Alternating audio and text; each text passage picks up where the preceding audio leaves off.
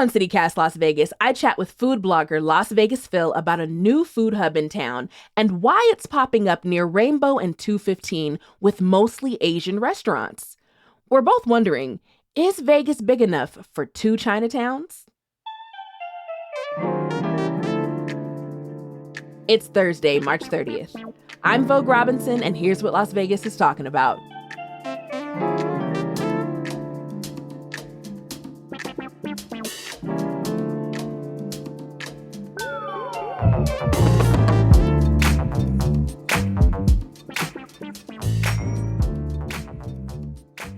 Las Vegas Phil, welcome back to CityCast Las Vegas. Thanks, Vogue. Thanks for having me back. Heck yeah.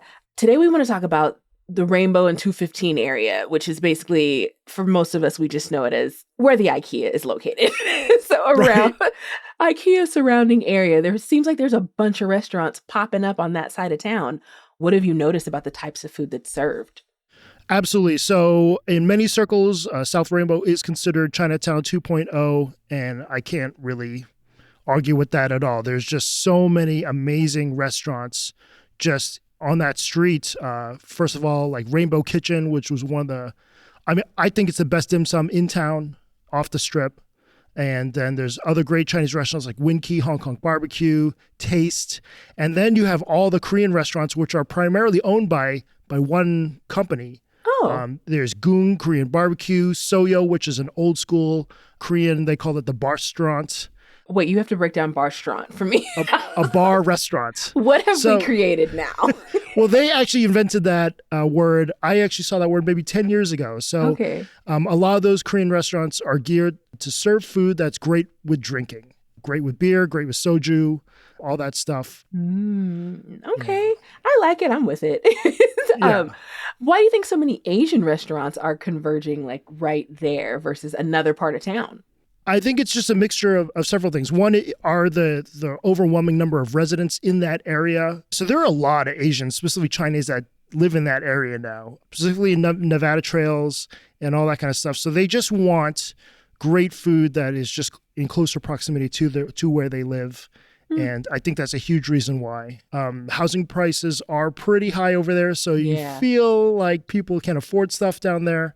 So like an $80 Peking duck would not be a sticker shock or out of the ordinary. And also, I think really Spring Mountain is just so oversaturated. Like if I was opening a restaurant, an Asian-themed restaurant, I probably would avoid Spring Mountain because you've basically entered the Olympics of Asian food right on that street. There are just so many competitors, and it's so hard to be a regular at any place because there's just so much variety. I have a friend who's trying to go to a different restaurant every time they go.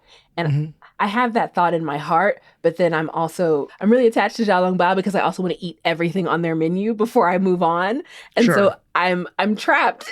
I don't know what to do with myself. Yeah. And I did actually get to go to Rainbow Kitchen with my spouse because he works not too far from over there. So we didn't get to go hardcore on dim sum because his lunch break is not that long enough for that. And I was like, don't go to dim sum during lunch, Vogue. Like, I know better, and we just didn't do better. I was just so excited to go. Dim sum for me should definitely be a group thing. That's the best way to share everything. A date night or a lunch date just doesn't cut it for me. Yeah. But sure. Bill Chen and the staff at Rainbow Kitchen have done an exceptional job, have great attention to detail over what they're serving. Bill was in gaming for a very long time, so he's eaten at all the fine dining restaurants, not just in Vegas, but also in Macau as well. And that has really shaped his opinion on what a Chinese restaurant should be in 2023. And I think it really shows. They don't really explain it on the menu, but there is a lot going on, and it's just a wonderful place to go. And all the fresh fish. Like I was like, oh, all of the different things that need to get killed so I can eat. All strips me out. But I mean, other than Rainbow Kitchen, what are like your other like top 3 places you'd recommend to someone? If you're like, all right, go over here. Here's the top 3 spots. I really love Taste as well. That's another Chinese restaurant, a little fancier dining room than Rainbow. They offer a great Peking duck, which I believe right now is like $50, and I think that's the lowest in the city. Wow. Big difference between Peking duck and roasted duck is that the Peking duck is served crispier and served whole, whereas the roast duck is a little more fleshy, and they just throw it on rice, and it's usually cheaper because it takes less effort. And then I also love Winky Hong Kong Barbecue, the best place for barbecue meats on Rainbow, crispy pork belly, duck, soy sauce chicken, honey glazed pork, all that stuff. And it's so reasonably priced. And also they have some of the best wontons in the city. So if you love wonton soup, any of the noodle soups like that, it's a really great spot. Pretty small, but it's in the Smith's shopping center there on Rainbow, and definitely worth checking out. And then also Soyo as well for a Korean restaurant. Yeah, I mean, late night drinking bar. The music's pretty high energy, and it's a great place. And what would you order at Soyo? It sounds like it's really about the vibe, but what would you order at Soyo? So all the drinks, but I love like the stews. The stews come. They bring a burner to the table. They bring the pot. Yes. They cook it up right there. So Army stew is a classic. Okay. Also, the LA galbi is excellent. Okay. And I really love the chicken bulldog, which is how do I explain it? It's spicy, cheesy chicken in like a spicy sauce. I would eat that. Yeah. Okay. So good with rice. Well, I say that pretty much every food. But I think anytime you bring me a bowl that is currently like has its heat source is still connected to the bowl of whatever I'm eating, I just feel like that's love. That's the best possible way to bring me a soup or a stew is to just bring me the whole pot. Don't play games. Come on. Totally. Absolutely the best kind of comfort food, even in summer. I'm so down. Mm-hmm.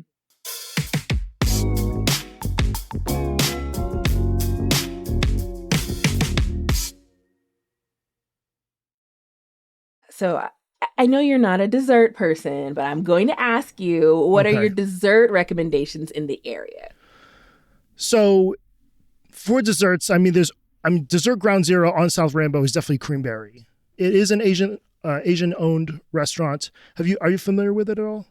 I do not think so. I'm trying to think. There was like a shaved like ice spot for a while. Not shaved ice, but it was like you could roll up the ice cream. But I'm very sure that's not what you're talking about. Actually, they do have that on there. Basically, Creamberry has managed to cover pretty much every trendy dessert on IG into one place. And not only have they done that, they invented the cotton candy burrito.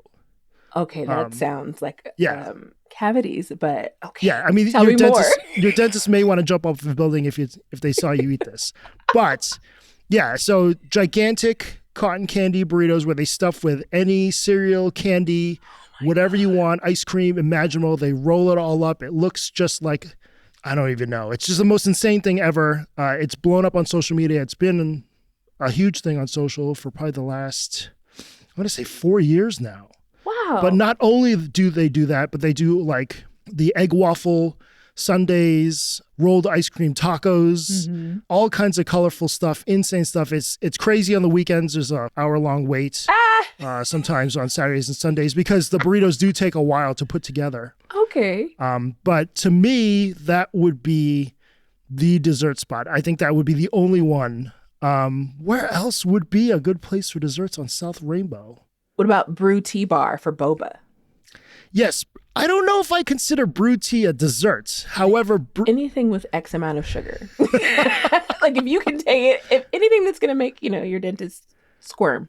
Right. But yeah, brew tea is far and away the number one boba brand in Las Vegas. They've done a tremendous job in marketing and just making the best first impression ever so that people have come back years and years and years later. I mean, God, when did they open? Maybe 2015, 2016. And it's still the best in town. Like I said, I'm not a dessert person. My wife is, though, so she does love a jasmine milk tea boba. And I usually either get taro or sometimes I'm lame and go the senior citizen way and just get a hot tea. Yes. I do that at buffets. Actually, there's several other things that have been added on recently. The most surprising one to me, and I just went there last week, is a Daisho, which is a new omakase-style, Japanese-style restaurant that is open in the same plaza where Sprouts is. Okay, yeah, I know. But their menu, it's a 21-course menu, $270. And this But is wait, really interesting because it's the first omakase with that steep of a price so far off the strip. And it's going to be really interesting to see if they thrive and if there's enough demand for that level of meal 7 days a week. I don't know. The bar only fits maybe 8 to 10. oh, But wow. the quality's great, but I just am curious to see how that's all going to shake out. Right. That's an interesting location. It's a nice little plaza, though. It's not overstuffed with people and things. Yeah. What is omakase style? Omakase basically means chef's choice. So you leave it all up to the chef. You don't know what's coming, and they just kind of serve you based on the freshness of the ingredients that they have and how they see the flow of the dinner going. And flow is a big thing for Japanese cuisine, like omakase style dinners or kaiseki style dinners. Yes, I was like kaiseki. I recall. I'm like, this is the one with the tweezers, and they don't play, and it's delicate, and it must be balanced. Very true. Very true. They definitely take their stuff seriously, and people don't appreciate the amount of prep that these guys are doing as early as like 9 a.m. in the morning to have this all ready to serve at 7 p.m.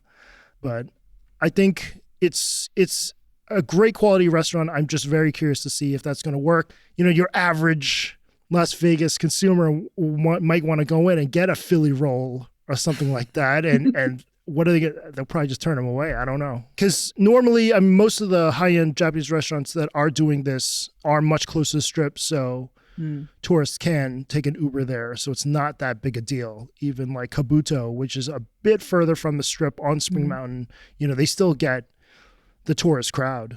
So I don't know. It's going to be very interesting to see. Right. And there's a few, interesting, really nice hotels that are off strip. And I feel like I've been meeting more people who come to town regularly, like Vegas is their vacation town, and they are starting to veer off strip and starting to want to see the city more because they've been coming so long. They're considering moving. And so they're like, I don't want to stay on the strip. I want to stay in a hotel in the community so I can figure out if I really want to live here later when I retire. So it's happening. So I don't know, we'll see. Do you think that this area will become our new Chinatown? I think for sure. If it hasn't already, it will be. There's still empty plots of land remarkably on South Rainbow when you drive down there. And so there could still very well be maybe the next Shanghai Plaza is going to pop up. I mean, I never thought Shanghai Plaza could even fit on Spring Mountain, yet it was built. So it's very possible. And then Durango Station might change the whole look of that area as well. I know property values and things like that have gone up since Durango Station was announced. So I think, you go back to hotels, people staying there, people will stay at Durango Station and kind of explore from there. Okay, so Durango Station, and that's going to be located at 215 in Durango, so really a couple of blocks from this area or IKEA zone area. So yeah, I think that's going to be the catalyst. That's going to change everything drastically. For sure. When we say, okay, that's going to be the new Chinatown, but like, what makes an area a Chinatown? Like, is it just the restaurants? Because in my head, I have a different picture, but I want to know what you think. Yeah, absolutely. So whoever coined this Chinatown 2.0 is just referring it to restaurants for sure. And unfortunately, Chinatown does lump in so many different Asian cultures. Like when people say, oh, I love Asian food, or when some award show gives best Asian restaurant, that irks me to no end because there's just so many different styles and I feel like those should be able to stand out on their own. But I understand, there's only 10 awards. You can't give 15 awards in some cases for some magazines or things like that. So they do have to lump it like that. I feel like they can. It's an award. You can make more. I love learning about ingredients. I love learning about different people's cultures and what grows naturally in people's native spaces, people's native countries and things like that. So I don't know how people don't find it fascinating. Who just puts food in their face and doesn't think about it? I can't do it. Lots of people. And I think it's the majority. I want to learn. I want to know. I run social media for a very popular Chinese noodle style restaurant. And so many people go on stories and say best ramen ever. Like they have no idea. I'm like, are you kidding me? So they'll go to a pho place and call it ramen. Anything with noodles and soup is basically ramen to them. And, and that's just the level of food education that the average consumer has. I really believe that. Well, there's more. There's enough TV shows. I feel like there's enough TV shows and internet we could learn. Totally. But yeah, going back to Rainbow and calling it Chinatown 2.0, I mean, Chinatown, the word Chinatown has changed so much for so many people, where it was an incredible representation of segregation and all that kind of terrible stuff. And where now, it's just a cultural hub where there's a huge sense of pride for the second and third generations that are there. And it just a go-to place for just excellent food. I think that's what it's become, specifically in Vegas. People can fight all they want about changing the name. I don't think the name can be changed at this point, but it's just how it is. We need an H Mart over there. Like, that'll be... Yeah, any Asian supermarket. There's a couple of super small ones. I did walk into more of a Vietnamese Thai Lao style market. Didn't look like they maybe average 10 customers a day. Okay. But yeah, something much bigger would be amazing. And I think, Seafood City is a good example. I mean, they're at Arroyo Crossing. Whoever thought a huge Filipino market like that would ever be like a staple of that kind of a plaza? So I think it's coming. It's just like everything else. It's just an evolution. Non-Asian people didn't have kimchi in their fridge 20 years ago, and now they do. So yeah. Maybe H Mart will be here in less than 10 years. That'd be amazing, though. Yeah, I think it makes sense too for sourcing materials. But yeah. What do you think are the pros and the cons of having yet another hub of dining on that side of town, and what does it mean for Las Vegans? Well, the winners are all the residents. I mean, like I said, there's just so many restaurants to choose from just in general in Vegas. But more choices, the better, to be honest. I think just improves the culinary landscape of the city. From a business standpoint, I have no idea how all of them make money, but that's not my problem. This is our question every time. Not my problem. I'm just the eater, not the finance guy. But right. I think it's, anytime anything of high quality opens anywhere in Vegas, in my mind, that's just an amazing thing and never a negative. Yeah. So you don't think it takes away from the original Chinatown? There's certainly a lot of people in Nevada Trails that live in that area are not going to go to Spring Mountain as often. But still, even with all these restaurants, there's certain types of cuisine, certain types of tastes and flavors that you can only get on Spring Mountain or nearby Spring Mountain. So I don't think it takes away from it at all. If anything, Spring Mountain is more for the strip crowd, the tourists who want a great Chinese or Japanese or Korean meal at a fraction of the price that they would get on the strip. If you can't afford X-Pot, well, Chubby Cattle is also owned by X-Pot, and that's right on Spring Mountain and Jones, and a great alternative that won't break the bank. So no, I don't think it takes away from it at all. Word. Yeah. Well, bring on the plates. Las Vegas Phil, thanks so much for being on CityCast Las Vegas again, and we'll talk to you soon. Absolutely. Looking forward to it. Thanks for having me on again. And I actually got some great DMs and emails from the last time I was on. And so thank you to all the listeners that did that. And look forward to talking about more food with you in the future.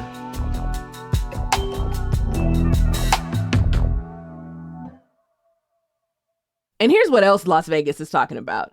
Governor Lombardo proposed a Republican-supported bill to change our electoral process. That includes ID requirements, changing the mail-in voting deadline, and more. We'll see how these changes fare in the Democrat-controlled legislature. Also, County Commissioner Tick Sager-Bloom proposed a new alcohol fee to fund more solutions to homelessness.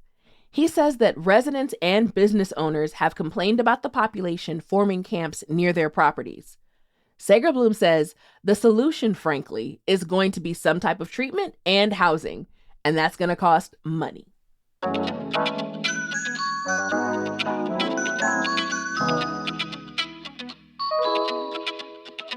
That's all for today here on CityCast Las Vegas. Are you hungry for 2 Chinatowns in Las Vegas? Send us a message at 702-514-0719 and tell us why. If you enjoyed the show, send this episode to a friend. You can also support us by rating the show, leaving us a review, and subscribing to our morning newsletter. We'll be back tomorrow morning with more news from around the city. Take care.